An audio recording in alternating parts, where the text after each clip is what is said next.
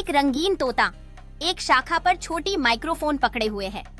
चारों ओर जंगली जानवरों का एक गोलाकार घेरे में बैठा हुआ है। सभी तोते की बात सुनने के लिए ध्यान से देख रहे हैं। तोता अब बड़े चश्मे पहने हुए है, उत्साह से अपने पंखों से इशारे कर रहा है, जबकि जंगली जानवर उसकी मजेदार बातें सुनकर हंस रहे हैं और सहमति में सिर हिला रहे हैं।